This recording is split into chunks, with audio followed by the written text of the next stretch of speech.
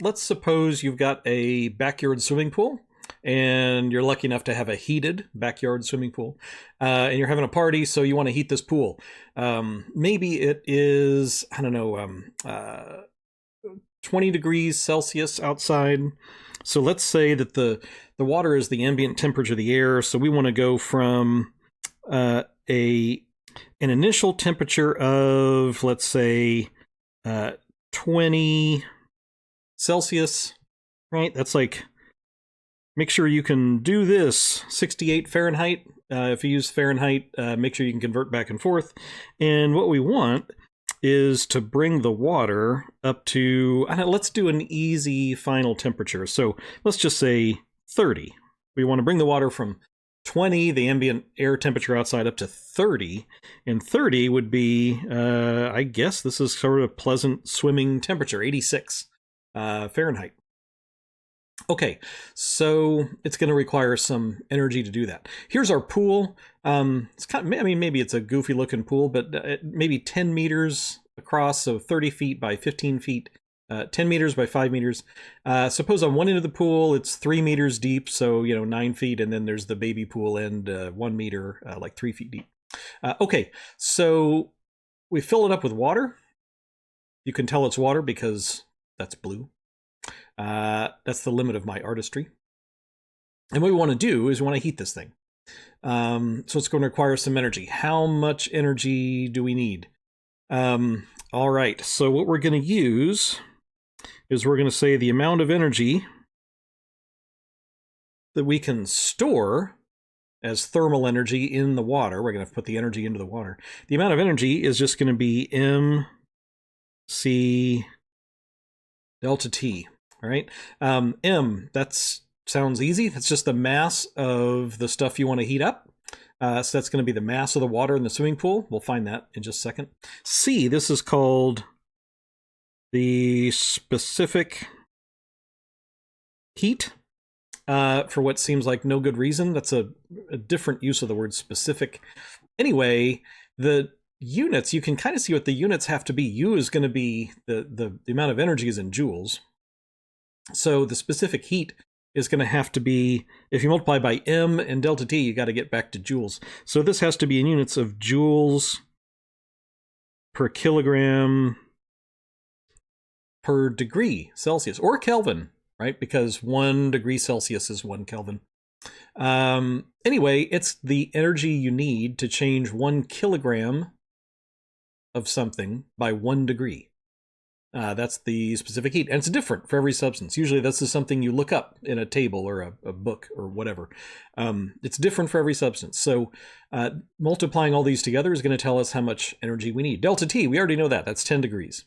All right, we're going from 20 to 30. So that, delta T is T final minus T initial. So that's 30 minus 20, 10. All right. So I'm going to need to know the specific heat of water. And the specific heat of water is about 4,200 joules per kilogram degree. So if I'm going to heat up 1 kilogram of water, how much is a kilogram of water? Remember how the metric system works? 1 kilogram is 1 liter. It's cool how that works out. It's kind of defined that way, really.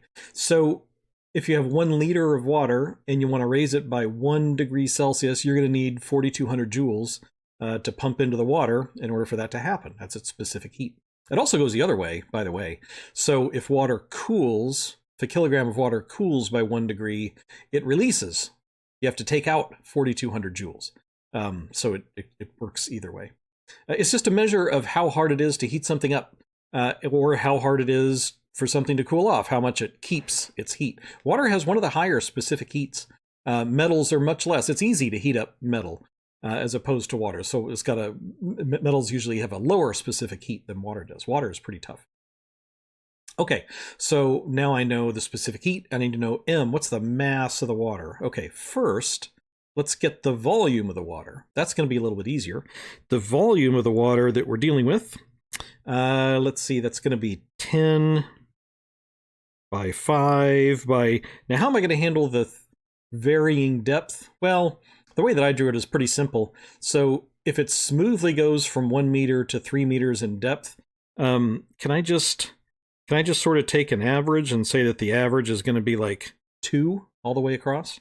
That would be sort of an easy thing to do. So let's just say it's, on the average, it's 10 by 5 by 2 meters.